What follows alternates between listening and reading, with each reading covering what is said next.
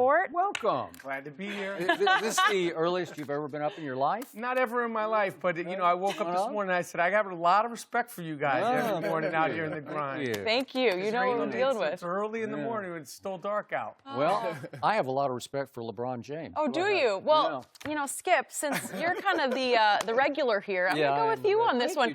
How much blame do you give LeBron for the way this has started?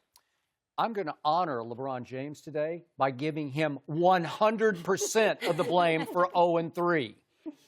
I'm going to give him a pass this year on competing for a championship because obviously he doesn't have a co-star or a second star, at least for this year. So he took 1 year sort of off, if you will, from all the pressure and expectation. But I am not going to give him a pass for losing 3 games that his young and old teammates put him in position to win all 3 times. At Portland, Lonzo hit a 3 that cut it to 1 with 8 minutes left. That's good position to go win that game. Then against Houston, when the brawl broke out, they're only down 1 with 4:13 left. Down 1 at home.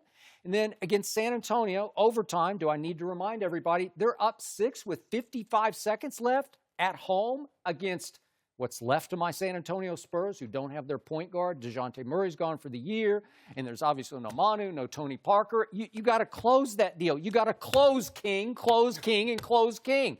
And I'm saying all I ever hear on this show from that seat is he's the best player on the planet. Okay, I'll honor him. I'll give you that. All I hear is he's better than Michael Jordan. I won't give you that, but that's all I ever hear. So I'm sort of raising the bar way up here for him, even without a co-star. So in the end, all I know is that at Portland, he just disappeared down the stretch. I know it was just game 1, and he's never been very good in game 1, and he doesn't really know his teammates that well yet. But I'm not going to give you a pass. You're the best player on the floor. And then against Houston, everything's chaotic.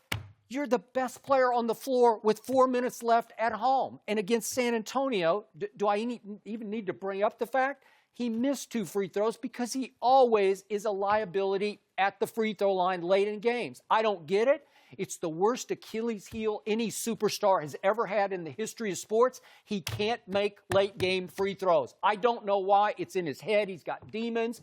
He just chokes his brains out at the free throw line late. And I'm not saying he's a choker, but when that happens, when he gets in that situation, he either runs from the free throw line or when they intentionally foul him, you know what's coming. He's going to miss one or both. And he missed both, which put him in a position of having to shoot a 3 at the end of the game when he should have driven the basketball. He's simply the most unstoppable driver of the basketball in the history of this game, but he's going to run from the late game free throw line. So, again, 3 times, they should be 3-0. His teammates put him in position to be 3-0 in games they should have won. I know Houston's really a good basketball team, but that's at your house, and you got to win your home opener against Houston when you're that close with 4 minutes left in the game. So, again, I'm honoring him by saying 100% of the blame. I'm going to quote the great James Brown. I'm going to pass the peas like they used to say. I give him 100% of the blame. Because if they were 3-0, we would be giving LeBron James 100% of the blame. And he would deserve it. He would deserve it. Yeah. Now, listen, he missed those free throws that Kobe would have made. Michael would have made. Excuse me, I'm not passing the piece yet. That Michael would have made, that Larry Bird would have made, that Steph and KD would have made. And listen, I don't think they had a great camp. I think the happiest person in the world about Spitgate is LeBron James because it defers off of him. True, good point. And I just feel like I will not be – I'm not saying he's lost a step, but I will not be surprised if he does what he did when he first went back to Cleveland, and he might take those 2 weeks off because he doesn't – Miami, you say? He might go to the – he might go for some reason go back to Miami because I feel like there's not that sprightliness. It's the beginning of the season. He looks a little like – you know how towards the end of last season, and he was magnificent. It's like he was like pushing through. He feels like right now he's sort of pushing through physically. I saw him one time after running up and down the court a couple of times, catching his breath. Listen, I came on this show last time. I said that they're going to be in the Western Conference Finals. I still think that. But even the second game at home, there wasn't that excitement in Staples Center because they were like, oh, Well, this isn't what it was cracked up to be. I was expecting a religious experience. You talking about the Houston game? Yeah, it was. No, you're talking about the San Antonio. No, I'm talking about the San Antonio Antonio game. It game. was just like that. It was a little bit of deflation in Staples because it's not all that it's cracked up to be. And I feel like their camp must not have been that good. It is the beginning of the season, but this ain't the East. You can't wait till Christmas to figure it out. By Christmas, you could be like fighting to get in the playoffs. Yeah, You're in the West and now. they well might be. You could be. And, we've been hearing about, Space Jam this and the Sharpe and this and all these things all summer. And he did a lot of great things with the school and all the things that he did. But at the end of the day, you are a basketball player. Like Kobe loves storytelling, but at the end of the day, it's like they're always going to want to talk. When you talk to Kobe, the first thing you want to be able to talk about is hoops. Right. So I'll pass the peas to you.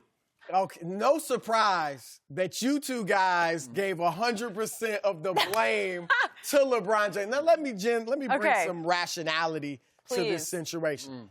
LeBron hasn't been great. Nope. He has not been the best player in the world these first 3 games. I don't even know he's been a top 4 or 5 player in the league thus far. Okay, he hasn't played up to LeBron James standards. However, if we do a pie chart of blame for why the Lakers are 0-3, I'm going to split it up into thirds. The first third I give to the other Lakers because, number one, they have not played a lick, and LeBron's one of them. They have not played a lick of defense. Not a lick. They are ranked 26 in the league in defensive efficiency. They are giving up, you know how many points a game they're giving up? 132 points a game. Get used to it across the league, though. But nobody's giving up that much. They're dead last, 132 points a game. And I'm definitely surprised. That's like a football team giving up 47 points a game. I said before the year, nobody plays defense starting with the best player on the team. Yeah. He's not, and I agree. But here's my thing. The young legs. They got young legs. LeBron has an excuse. He's old. He's in his 16th year. I don't expect him to get out there and be a great defender anymore. But the young guys, they're using their youth to run up and down and shoot layups, but they're not using it to get down and buckle down and play defense. So I give a third of it to the other guys. I give a third of it to the front office and the coaching staff for putting together this mismatched team. Now, did LeBron James have something to do with putting together this team? Yes. I don't know if he actually said, here's the guys I want, go get them, Magic and Rob, or if they said, hey, what do you think about so-and-so? Yeah, I like it. Whatever it was, LeBron was involved. I don't know who had the final say, but at the end of the day, the buck stops with Magic and Rob Pelinka because I don't care if LeBron did tell you go get these guys. You have to make a decision. Well, that doesn't fit. You've always had shooters. How's the floor going to be spread for you to drive if we got no shooters? And it's not like Cleveland where he had the 1-year deals and he could dictate because they were afraid he'd leave. You got him locked up for 4 years. And you're Magic Johnson. LeBron, is he bigger than Magic? I don't know. Yeah. Magic is, okay, but not in L.A. No. And Magic is big enough. He's bigger than Pat Riley, too. But Pat Riley put the foot down in Miami and said, no, we're doing it this way. So the front office could have did that. And Luke, I'll look at, where's the defense? What in the world are y'all doing in the half court? They're only good when they run up and down and get layups. So a third to the front office, too. And then a third to LeBron James. Like I said, he's not played like the best player in the world. Don't give me 27, 8, and 8. That looks nice. Heck, in this day and age, guys are putting up ridiculous numbers. What's Kumbo? 29, 16, and 8 or whatever it is. Anthony Davis. Right. And you're right. He hasn't. They were in all 3 of those games. He didn't close it out. Obviously, San Antonio. But let me say this, because I watched you the other day say Kobe would have made those free throws. Away. Yeah, right. Larry too. And I sat there and I said, you know what? I have to agree. Kobe would have made at least one. But then, social media, Twitter, I saw all these videos of not only Kobe Bryant missing 2 free throws in the exact same situation, but Michael Jordan. Michael Jordan missing 2 free throws in the exact same situation. Kobe did it. Of course, he did it. I checked with Steve. He did it like almost maybe 10 times. But certainly the one against Portland, it was the same thing. They're down 1. So it happens to the best of them, literally. It happens way too often to LeBron James. Even if I just go back to the beginning of last basketball season, he's now 10 for 21 with 15 seconds or left in the fourth quarter of overtime of one possession games. He's 10 of 21. What's that, 49%? There's something there. I'll give you that. Well, There's in his career. I was encouraged because, and you admit it, he wanted the ball though. Remember when he got the inbounds, he held it until they fouled him. So he didn't run from it, but he did miss him. Well, we heard a lot in the offseason about all sorts of things. We didn't hear about him shooting free throws. I'm just saying. You can only do so much. There's only so much multitasking you can do. The buck also stops on your preseason prediction because you said they're going to win 54 games. I know. So now you're ripping them after you predicted that all that was great. When I saw what they were doing, Lance, Rondo, Beasley, JaVale McGee, my instinct was, what in the world? Where are the shooters? I think I even tweeted it.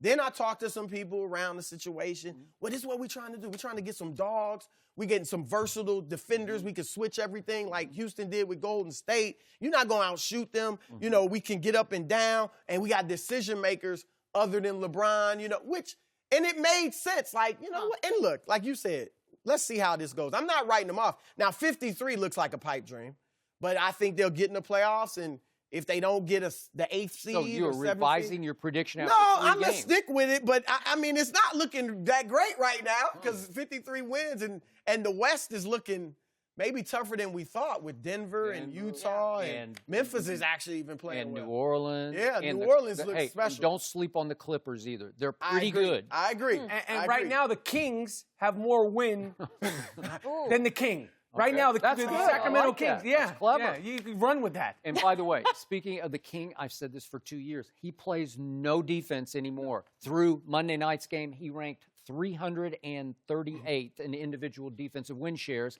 And another key play on Monday night in overtime was that LeBron, as usual, just hung back in the lane, and he watched Rudy Gay go to the top of the circle and say, I'm open, give me the ball. And he shot an uncontested three that got them back in position to do what they did when he missed the free throw. And here's one of the things I was looking at, and as one of the things I want LeBron to do as well, and why I held this against him with his 35% blame I put on him.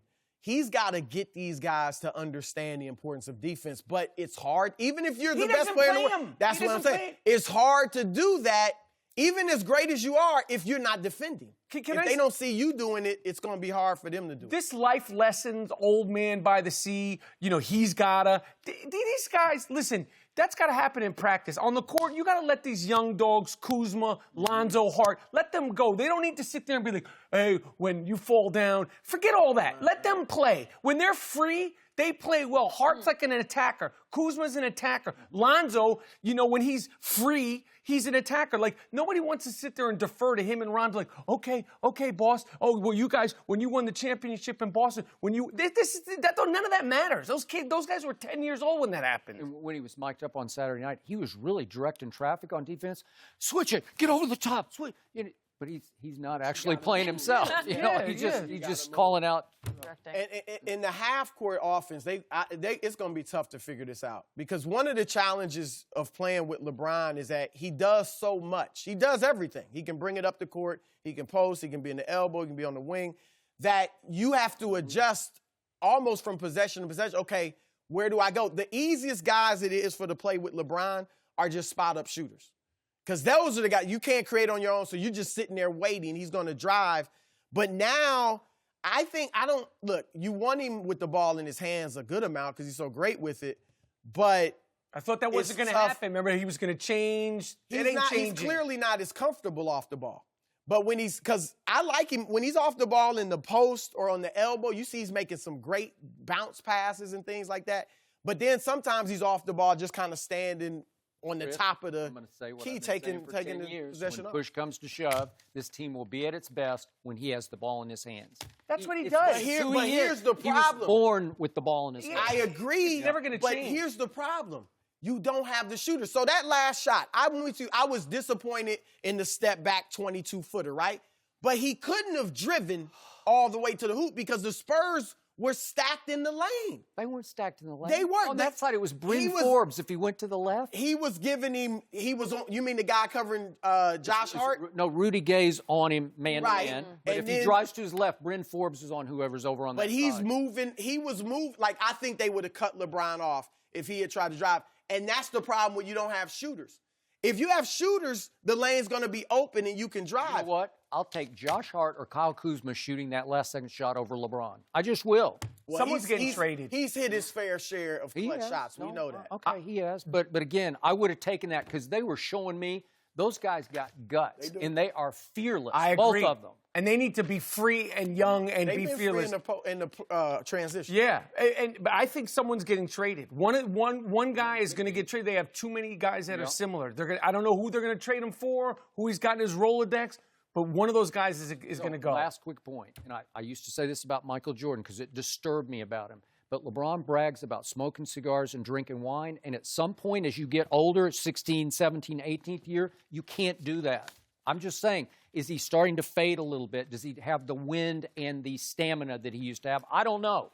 But if you keep doing that, the older you get, the more it's going to affect you. And he is Just never... trust me on that, because he brags about it all the time. He's in great shape, though, for a guy in his 16th year. But I haven't seen the shape manifest itself down the stretch of these games where he's in better shape than everybody else on the court. I agree. He might go to Miami for 2 weeks like he did in Cleveland Oh, for some boy. reason. I don't know why. Back in action tonight. I know they shouldn't have any problems in Phoenix, Get but some sun. he's never started 0-4 in his career, so they need the win tonight. Never.